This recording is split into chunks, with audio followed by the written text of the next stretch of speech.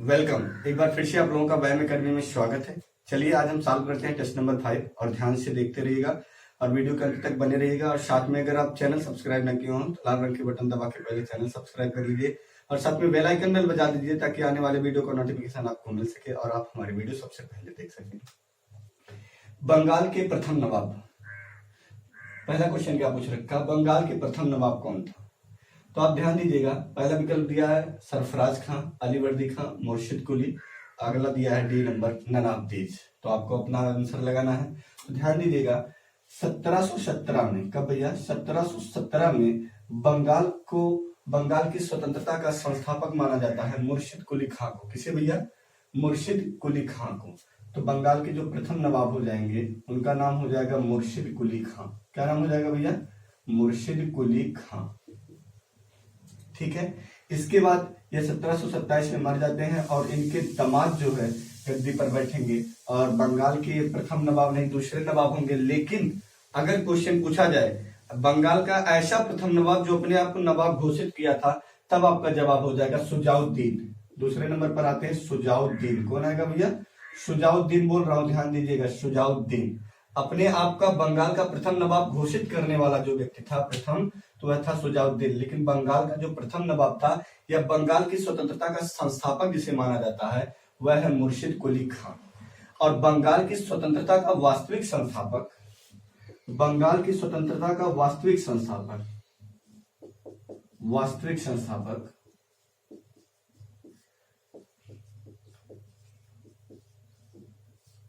अलीवर्दी खां हो जाएगा। क्या नाम हो जाएगा भैया? अलीवर्दी खां। याद रखिएगा, अलीवर्दी खां। ये अलीवर्दी खां जो है सुजाउद्दीन का सेनापति था और इसी का पुत्र था सरफराज खां। क्या नाम था भैया? सरफराज खां। 1740 में डेथ हो जाती है किसकी? सुजाउद्दीन के। उसके बाद गद्दी पर कौन बैठेगा भैया? सरफराज खां। सरफराज खां जो है क्या होगा भैया? याद रखिएगा, जब सुजाउद्दीन बिहार को जीता था तो बिहार का सूबेदार अलीवर्दी खां को नियुक्त कर दिया था। और यह अलीवर्दी खां जब इसकी डेथ हो जाती है उसके बाद इसके बेटे के ऊपर आक्रमण कर देता है। एक युद्ध होता है गिरिया का युद्ध।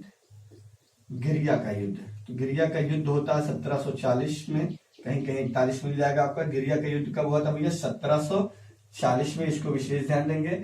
और इसमें अलीवर्दी खां जो है सरफराज खां की हत्या कर देता है और बंगाल की गद्दी पर बैठ जाता है और बंगाल की स्वतंत्रता का वास्तविक संस्थापक बन बैठता है। ठीक है, क्योंकि यह 2 करोड़ रुपए मुगल साम्राज्य में भेजकर अपने पद को वैधानिक बना देता है। उसके बाद यह कभी भी अपने शासनकाल के दौरान मुगल साम्राज्य में कोई भी कर नहीं बेचता है। इस कारण इसे बंगाल की स्वतंत्रता का वास्तविक संस्थापक माना जाता है। क्लियर? पॉइंट नोट करते चलिएगा, कोई भी पॉइंट आपसे छूटने ना पाए। चलिए, बाजार नियंत्रण प्रणाली। हाँ, आप लोगों की डिमांड ये है कि सर वीडियो 15 से 20 मिनट की बनाइए। बिल्कुल, चलिए ठीक है, लंबी नहीं होने पाएगी, कोशिश करेंगे उतनी ही बनेगी। बाजार नियंत्रण प्रणाली दिल्ली सल्तनत में कौन सा शासक प्रारंभ किया? तो बाजार नियंत्रण प्रणाली शासन लागू करने वाला जो व्यक्ति था वह था अलाउद्दीन खिलजी। अपना विकल्प आप लगाते जाएंगे। यहाँ पर क्या हो जाएगा भैया? अलाउद्दीन खिलजी। तो याद रखिएगा, अलाउद्दीन खिलजी गद्दी पर कब बैठा? तो 1290 में खिलजी क्रांति होती है। कौन सी क्रांति भैया? खिलजी क्रांति होती है 1290 में। और खिलजी का प्रथम शासक जो था वह जलालुद्दीन फिरोज शाह खिलजी था, जो कब बैठा था गद्दी पर? 1290 में। और 1296 में, कब भैया? 1296 में। कौन? तो आपका जवाब होगा अलाउद्दीन खिलजी। कौन भैया? अलाउद्दीन खिलजी। किसे? जलालुद्दीन फिरोज शाह खिलजी की हत्या कर गद्दी पर बैठ जाएगा और 1296 से लेके यह 1316 तक गद्दी पर बैठा रहता है। और एक चीज याद रखिएगा, पूरे दक्षिण भारत पर सर्वप्रथम दिल्ली सल्तनत में विजय प्राप्त करने वाला कोई शासक था तो उसका नाम था अलाउद्दीन खिलजी। क्या नाम था भैया? दक्षिण भारत पर विजय प्राप्त करने वाला, दक्षिण भारत पर विजय प्राप्त करने वाला प्रथम दिल्ली सल्तनत का शासक। तो आपका जवाब क्या हो जाएगा? अलाउद्दीन खिलजी। ठीक है, यह 1307-8 में भेजा था, 1307-8 में भेजा था। किसे भेजा था? तो आपका जवाब हो जाएगा, एक था मलिक काफूर। ठीक है, कौन था? मलिक काफूर। अब थोड़ी सी कहानी और सुनिएगा। मलिक काफूर कौन था? सबसे पहले गुजरात विजय के लिए, किस विजय के लिए? गुजरात विजय के लिए। पुनः लिख रहा हूं, देखिएगा, गुजरात विजय के लिए अलाउद्दीन खिलजी ने नुसरत खां को भेजा था। किसे भेजा था भैया? नुसरत खां। और नुसरत खां एक व्यक्ति को 1000 दिनार में खरीदा था, वह व्यक्ति था मलिक काफूर। और मलिक काफूर को दक्षिण भारत के विजय के लिए अलाउद्दीन भेजा था। ठीक है। और एक चीज यहाँ से क्वेश्चन एग्जाम में बनता है, आपको ये ध्यान रखना कि 1000 दिनारी किसे कहा जाता है। क्या भैया? 1000 दिनारी किसे कहा जाता है? तो आपका जवाब हो जाएगा मलिक काफूर को, क्योंकि इसे 1000 दिनार में खरीदा गया था। जो कहानी सुनाई जा रही है आपके माइंड में बननी चाहिए और नोट करते चलेंगे। ठीक है। थोड़ी थोड़ी बताई जाएगी, क्योंकि लोगों की डिमांड है कि सर 15 से 20 मिनट की वीडियो रहे। ठीक है, कोई बात नहीं।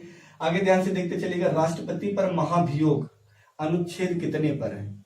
राष्ट्रपति पर महाभियोग अनुच्छेद कितने में है? तो आपका जवाब हो जाएगा राष्ट्रपति पर महाभियोग अनुच्छेद 61 में है। ठीक है, याद होना चाहिए आपको। अगली बात देखिएगा, जो राष्ट्रपति है, राष्ट्रपति के पद का प्रावधान आर्टिकल कितने में है? राष्ट्रपति के पद का प्रावधान, तो आपका जवाब हो जाएगा भारत में एक राष्ट्रपति होगा, यह आर्टिकल 52 में लिखा गया है। वैसे राष्ट्रपति के बारे में टोटल आपको पता होना चाहिए कहां से कहां तक लिखा गया है, तो आपका जवाब होगा 52 से 62 तक।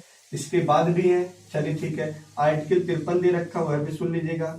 देखिएगा, भारत में एक ऐसी प्रणाली है संसदात्मक शासन प्रणाली, और संसदात्मक शासन प्रणाली में वास्तविक और संवैधानिक शक्तियां अलग अलग होती हैं। तो देखिए आर्टिकल 53 में लिखा गया है भारत की संवैधानिक शक्तियां, भारत में संवैधानिक शक्तियां राष्ट्रपति में निहित होगी। ठीक है, ये आपको याद होना चाहिए। भारत में यानी भारत की कार्यपालिका का प्रमुख कौन होगा? तो आपका जवाब क्या हो जाएगा? राष्ट्रपति। यह आर्टिकल कितने में लिखा गया है? 53 में। आर्टिकल 123 क्या है? ये भी देख लीजिएगा। आर्टिकल 123 है राष्ट्रपति की विधायी शक्तियां। क्या होगा भैया? राष्ट्रपति की विधायी शक्तियां, राष्ट्रपति की विधायी शक्तियां, याद होना चाहिए सबको, राष्ट्रपति की विधायी शक्तियां। नोट करते हुए चलिएगा भैया, बार बार बोल रहा हूं। अगर अभी भी आप चैनल सब्सक्राइब ना किए तो लाल रंग के बटन दबा के चैनल सब्सक्राइब जरूर कर लीजिए। चलिए, विधायी शक्तियां हो गया। और एक चीज याद रखिएगा, आर्टिकल 23 के बाद आर्टिकल 124 से लेके 147 तक क्या पढ़ेंगे हम लोग? सर्वोच्च न्यायालय। क्या भैया? सर्वोच्च न्यायालय, आपको याद होना चाहिए। फिर आर्टिकल 148 में क्या है? कैग है। ठीक है, क्या भैया? कैग है। चलिए आगे चलते हैं। अगला क्वेश्चन ध्यान से देखिएगा, दिया है प्रसूति सहायता अनुच्छेद कितने में है? ये जो प्रसूति सहायता है ये राज्य के नीति निर्देशक तत्व का भाग है। ठीक है, और ये आपका अधिकार नहीं, मौलिक अधिकार नहीं है। यह राज्य अपनी जैसे उसकी व्यवस्था रहेगी उसी हिसाब से वो आपके लिए करेगी। तो प्रसूति सहायता अनुच्छेद 42 में है। किसमें भैया? प्रसूति सहायता अनुच्छेद 42 में है।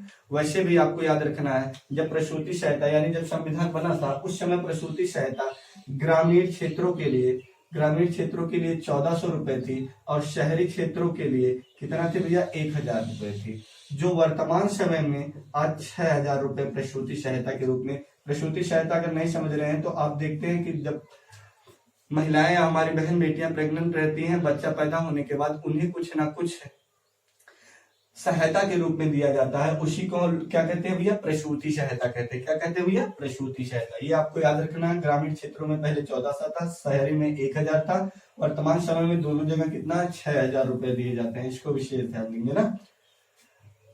चलिए आर्टिकल 37 देख लीजिएगा क्या है। वैसे भी आपको पता होना चाहिए, राज्य के नीति निर्देशक 36 से लेके 51 तक है। तो 36 में परिभाषा है और 37 में लिखा है न्यायालय द्वारा अपरिवर्तनीय है, मतलब इसको न्यायालय द्वारा इम्प्लीमेंट नहीं किया जा सकता है। ठीक है, ऐसा नहीं कि अगर आपको नहीं मिल रहा तो आप जो है कहीं पे याचिका दायर कर सकते हैं, ऐसा नहीं है ना। तो ये इसलिए लिखा है न्यायालय द्वारा अपरिवर्तनीय। क्लियर। 243 में क्या है? तो आपको ये पता होना चाहिए पंचायती राज्य व्यवस्था। क्या है भैया? 253 में आपका आ जाएगा पंचायती राज्य व्यवस्था, याद होना चाहिए। अगला देख लीजिएगा क्या दिया है? 44। ये क्या यहाँ पर विकल्प है, आप अपना लगा लीजिएगा। क्या है? 42 प्रसूति सहायता। ठीक है, 44 में क्या है? तो 44 में है सामान्य आचार संहिता। क्या है भैया? सामान्य आचार संहिता। और सामान्य आचार संहिता लागू करने वाला जो पहला राज्य है वह कौन सा है? कमेंट बॉक्स में जरूर करिएगा, जिसका नाम हो जाएगा गोवा। क्या हो जाएगा भैया? गोवा। कमेंट बॉक्स में कमेंट जरूर करिएगा आप लोग। चलिए अगला क्वेश्चन देखिएगा, राज्यसभा में सदस्यों की संख्या का कार्यकाल। तो सबसे पहले आपको देखना है राज्यसभा आर्टिकल कितने में है? तो आपका जवाब हो जाएगा राज्यसभा आर्टिकल 80 में है। इसी को क्या कहते हैं भैया? उच्च सदन। क्या कहते हैं? उच्च सदन। इसके सदस्यों का जो कार्यकाल होता है वह कितने वर्ष होता है? 6 वर्ष होता है। और यह कैसा सदन है? तो आपका जवाब होगा अस्थाई सदन है। ठीक है। प्रत्येक दूसरे वर्ष कितने, भैया क्या बोल रहा हूं ध्यान से सुनिएगा, प्रत्येक दूसरे वर्ष एक तिहाई सदस्य पदच्युत हो जाते हैं और उनके स्थान पर कितने सदस्य? प्रत्येक दूसरे वर्ष एक तिहाई सदस्य पदच्युत हो जाते हैं और उनके स्थान पर दूसरे सदस्य आते हैं। और सदस्यों का कार्यकाल कितना वर्ष होता है? तो आपका जवाब होगा 6 वर्ष होता है। मैक्सिमम सदस्यों की संख्या राज्यसभा में कितना है? तो 250। और वर्तमान समय में कितना है? तो आपका जवाब हो जाएगा 245। ठीक, क्लियर। आप लोगों को कमेंट क्या करना रहेगा? दिल्ली में राज्यसभा सीट की संख्या कितना है? पुदुचेरी में कितना है? ये दोनों आप कमेंट करेंगे।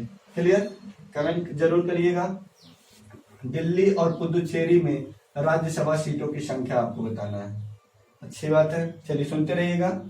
आगे देखिएगा क्या रखा। भारत की पहली महिला लोकसभा अध्यक्ष कौन थी?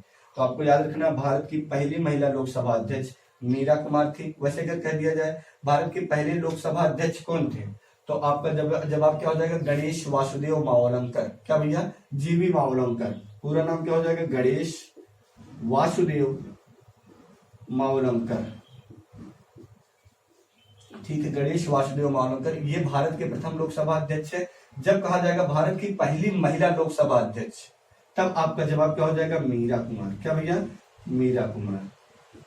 ठीक है, भारत की पहली महिला लोकसभा अध्यक्ष कौन सी हो जाएंगी? मीरा कुमार। और राज्यसभा वाला आप लोग लगाते जाइएगा, कोई भी पॉइंट छूटने ना पाए, यहाँ पे नहीं लगाया। ठीक है, देख लीजिएगा। नील दर्पण के लेखक कौन है? तो आपको याद होना चाहिए नील दर्पण के लेखक कौन है? दीनबंधु मिश्र। नील दर्पण किस पर है? नील श्रमिकों के ऊपर। आपको पता है 1917 में गांधी जी ने एक आंदोलन चलाया था, जो गांधी जी का प्रथम आंदोलन भारत में था ना, याद होना चाहिए। ठीक है, कहां पर? बिहार में चंपारण का आंदोलन। कौन था भैया? चंपारण का आंदोलन। गांधी जी का प्रथम आंदोलन भारत में कौन सा था? तो आपका जवाब होगा चंपारण का। कब था? 1917 में। किसके ऊपर था? नील श्रमिकों को लेकर था। क्या भैया? नील श्रमिकों को लेकर था। होता क्या था? ध्यान से सुन लीजिएगा, कहानी की तरह आपको पूरा याद हो जाएगा। इस समय होता था, जो लोग अंग्रेज जो थे वो जबरदस्ती किसानों से नील उगाने के लिए कहते थे। यानी कितने % भाग पर? आपका जवाब हो जाएगा 3/20 भाग पर। और 3/20 भाग को प्रतिशत में बदल लेंगे, कितना आ जाएगा? गुणे 100% लगा दीजिएगा। 3 देखिएगा 20 25 और 5 दिया 15। यानी जितना भी आपका भूभाग था, 15% भूभाग पर जबरदस्ती आपसे नील उगाया जाता था और मनमानी रेट से खरीदा जाता था। इसी को लेकर गांधी जी ने आंदोलन किया था और श्रमिकों को 25% बोनस दिलाया था। ठीक, इसको जरूर याद रखिएगा। तो गांधी जी का आंदोलन भी आपको, प्रथम आंदोलन भी याद होना चाहिए, बाकी सब धीरे धीरे। अब देखिएगा सवाल क्या था। नील दर्पण के लेखक, तो आपका जवाब हो जाएगा दीनबंधु मिश्र। महात्मा गांधी के बारे में दिया है, तो आप थोड़ा सा सुन लीजिएगा। महात्मा गांधी की पहली पुस्तक लेखक के रूप में कौन सी थी? महात्मा गांधी की पहली पुस्तक लेखक के रूप में कौन सी थी? तो आपका जवाब हो जाएगा लंदन गाइड। क्या नाम हो जाएगा भैया? London guide. थोड़ा सा और सुन लीजिएगा। बाबू जुगल किशोर। देखिएगा, भारत में जो सबसे पहला हिंदी समाचार पत्र था, भारत में सर्वप्रथम जो हिंदी समाचार पत्र था, उसका नाम था उद्दंड मार्तंड। लिखिएगा, भारत में पहला या विश्व में कहेंगे भारत में पहला हिंदी समाचार पत्र। लेकिन पूछेगा इसी प्रकार ना, हिंदी समाचार पत्र। तो नाम क्या हो जाएगा? उद्दंड मार्तंड।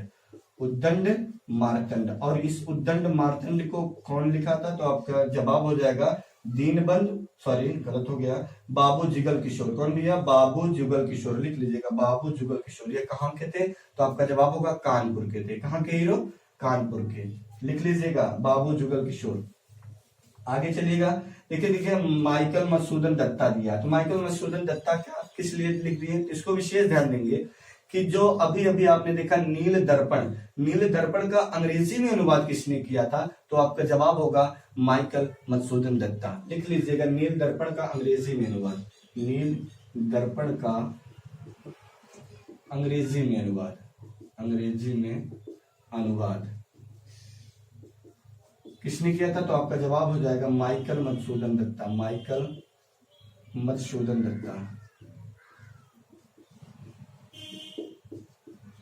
याद होना चाहिए बिल्कुल, और नोट करते चलेंगे। कोई भी पॉइंट छूटेगा तो आप खुद ही उसके जिम्मेदार होंगे। ठीक है, इसलिए जो कहता हूं करते चलेगा, आप लोगों के लिए बहुत ही अच्छा साबित होगा। आगे देखिएगा विश्व की सबसे बड़ी झील, देखिएगा विकल्प में क्या दिया है, सुपीरियर, बैकाल, कैस्पियन सागर, वान झील। तो एक बात याद रखिएगा, विश्व की जो सबसे बड़ी झील है वह है कैस्पियन सागर। क्या नाम है भैया उसका, कैस्पियन सागर। कैस्पियन सागर स्थित कहां पर है, तो आपका जवाब होगा कैस्पियन सागर वास्तव में साइबेरिया में स्थित है, अर्थात रूस में स्थित है। रूस का जो भाग एशिया में स्थित है उसे हम साइबेरिया कहते हैं। रूस देखिएगा ऐसा देश है, रूस और टर्की ये दोनों ऐसे देश हैं जो यूरोप और एशिया दोनों देशों में स्थित है। और रूस का जो भाग एशिया में स्थित उसे साइबेरिया कहते हैं, और जो यूरोप में स्थित है उसे यूरेशिया कहते हैं। तो अगर आपसे पूछ लिया जाए कैस्पियन सागर कहां पर स्थित है, तो आपका जवाब होगा यूरेशिया में स्थित है। वैसे कैस्पियन सागर, काला सागर, यूराल पर्वत, ठीक है, ये मिलकर क्या क्या लिखा भैया, कैस्पियन सागर, काला सागर, ठीक है, एक आ जाएगा यूराल पर्वत, कैस्पियन सागर, काला सागर, यूराल पर्वत, और एक कैस्पियन। तो ये सब मिलकर क्या करेंगे भैया, यूरोप को एशिया से अलग करते हैं। ध्यान से देखते चलिएगा, यूरोप को एशिया से अलग करते हैं। एक कोई और है, नाम नहीं निकल रहा था, कोई बात नहीं, नोट करते चलिएगा जो बोल दिया गया। विश्व की सबसे बड़ी झील आपकी हो जाएगी कैस्पियन सागर। क्या हो जाएगा भैया, कैस्पियन सागर। अब कैस्पियन सागर के साथ दिया सुपीरियर झील। तो विश्व की सबसे बड़ी मीठे पानी की झील कौन सी है, तब आपका जवाब हो जाएगा सुपीरियर झील। क्या हो जाएगा भैया, विश्व की सबसे बड़ी मीठे पानी की झील कौन सी हो जाएगी, तब आपका जवाब होगा सुपीरियर झील। नोट करके लिखिएगा, विश्व की सबसे बड़ी मीठे पानी की झील, तो आपका जवाब क्या हो जाएगा, सुपीरियर झील। कौन सी, सुपीरियर झील। विश्व की सबसे अधिक लवणीय झील कौन सी, जिसमें लवण की मात्रा बहुत अधिक है, तब आपका जवाब होगा वान झील। लिखिएगा, विश्व की सबसे अधिक लवणीय झील, विश्व की सबसे अधिक लवणीय झील जिसमें लवणता की मात्रा अधिक है, लवणीय झील लिख लेंगे वान झील। क्या रहेगा भैया, वान झील। नोट करते चलेंगे, कुछ छोड़ना नहीं, क्लियर। उसके बाद देखिएगा एक विकल्प और दे दिया, बैकाल। तो बैकाल झील भी साइबेरिया में स्थित है। यह विश्व की सबसे गहरी झील है, जिसे इसे साइबेरिया का मोती भी कहा जाता है। तो लिखिएगा, विश्व की सबसे गहरी झील, साइबेरिया का मोती। तो क्या आपका जवाब होगा, बैकाल झील। क्या हो जाएगा भैया, बैकाल झील। अगला क्वेश्चन देखिएगा, मगध साम्राज्य में मौर्य वंश के बाद कौन सा वंश शासन किया। वीडियो भी ठीक है, चलिए चलते रहेगा। मगध साम्राज्य में मौर्य वंश के बाद कौन सा वंश शासन किया, तो आपका जवाब हो जाएगा मौर्य वंश के बाद कौन सा। तो पहले एक आपको कोड याद होना चाहिए, हसीन मौशुकांद्र, हसीन मौशुकांद्र। इससे आपको पूरा का पूरा याद हो जाएगा। यानी जो भी मगध साम्राज्य में बैठा, तो सबसे पहले देखिएगा हर्यक वंश, कौन सा भैया, हर्यक वंश। हर्यक वंश के बाद कौन सा आ जाएगा, शिशुनाग वंश, शिशुनाग वंश। शिशुनाग वंश के बाद कौन सा आ जाएगा, नंद वंश। नंद वंश के बाद क्या आ जाएगा भैया, मौर्य वंश। कौन सा आ जाएगा भैया, मौर्य वंश। और मौर्य वंश के बाद कौन सा वंश आ जाएगा भैया, शुंग वंश। शुंग वंश के बाद कौन सा वंश आ जाएगा, कण्व वंश। कण्व वंश के बाद क्या हो जाएगा, देखिएगा आंध्र है ना, तो आंध्र सातवाहन वंश। हसीन मौशुकांध्र तो आंध्र, तो लिखिएगा आंध्र सातवाहन वंश, आंध्र सातवाहन वंश। याद रखिएगा, मगध साम्राज्य की गद्दी पर इतने वंश ने, यानी 1 2 3 4 5 6 7, क्लियर। अब उसके बाद पूछा मौर्य वंश के बाद, मगध साम्राज्य में मौर्य वंश के बाद किस वंश ने शासन किया, तो आपका जवाब हो जाएगा शुंग वंश। क्या जवाब हो जाएगा भैया, शुंग वंश, ऑप्शन ए। कौन सा वंश भैया, शुंग वंश, याद होना चाहिए, ठीक है। ध्यान से देखते चलिएगा आप लोग, बाकी और भी कहानी सुनाते चलेंगे। थोड़ा सा वीडियो अगर लंबी बनती तो ज्यादा से ज्यादा हो पाता, तब इनके बारे में भी बताते चलते हैं। चलिए, भारत के तटीय राज्यों में शामिल नहीं है, तो भारत के तटीय राज्य आपको पता होना चाहिए। भारत के तटीय राज्य कौन कौन से है, ठीक है। कुछ इस प्रकार से देख लीजिएगा, थोड़ा रफली मैप बना रहा हूं। तो सबसे पहले यहाँ पर जो स्थिति है वह किसकी है, गुजरात की। किसकी है भैया, गुजरात की। गुजरात के बाद यहाँ पर आएंगे तो आपको मिलेगा महाराष्ट्र। पहले आप लोग अपना विकल्प देख लीजिएगा, गुजरात है, ए आंध्र प्रदेश, एपी मतलब आंध्र प्रदेश, फिर उड़ीसा। तो आपका आंसर क्या हो जाएगा भैया, तेलंगाना। यानी तटीय राज्यों में शामिल कौन सा नहीं, तेलंगाना। जल्दबाजी में मत रहिए, पूछा नहीं है, पता चले आप पहले में गुजरात मार के चल दिए, आपको याद भी है तब भी, ठीक है। जल्दबाजी नहीं रहेगी, क्योंकि जिनको जल्दी थी वो चले गए, इसको विशेष ध्यान देंगे। महाराष्ट्र, क्या है भैया, महाराष्ट्र। नीचे आपको क्या मिल जाएगा भैया, गोवा। यहाँ पर फिर क्या आपको मिल जाएगा, तो आपका जवाब हो जाएगा आपका क्या मिल जाएगा, कर्नाटक। ये सब तटीय राज्य देखिएगा, गुजरात, महाराष्ट्र, गोवा, कर्नाटक। फिर यहाँ पर आपको एक राज्य मिलेगा जिसका नाम क्या रहेगा, तो आपका जवाब हो जाएगा क्या भैया, केरल। ठीक है, फिर इसके ऊपर देखिएगा पश्चिमी तट पर चलेंगे तो यहाँ पर एक राज्य आपको मिलेगा जिसका नाम रहेगा तमिलनाडु। क्या नाम रहेगा, तमिलनाडु। इसके ऊपर आएंगे तो आपका जवाब हो जाएगा आंध्र प्रदेश यानी एपी। एपी लिख दे शॉर्ट फॉर्म, एपी। फिर यहाँ पर क्या रहेगा आपका भैया, उड़ीसा। क्या मिलेगा आपको, उड़ीसा। फिर इसके ऊपर जब मिलेंगे तो आपको क्या मिल जाएगा भैया, पश्चिम बंगाल। क्या मिल जाएगा, पश्चिम बंगाल। तो ये देखिएगा भारत के तटीय राज्य हैं। पश्चिमी तट में कितने हैं, 1 2 3 4। पश्चिमी तट में कितना है, सॉरी पूर्वी तट पे 4 है और पश्चिमी तट पे कितना है, तो आपका जवाब हो जाएगा 5। तटीय राज्यों की संख्या भारत की कितनी है, तो आपका जवाब हो जाएगा 5 4 9। और आप देख लीजिएगा तेलंगाना की जो स्थिति है, तेलंगाना की स्थिति आंध्र प्रदेश से कट के बना यहाँ पर है। ठीक है भैया, तेलंगाना की स्थिति ये है।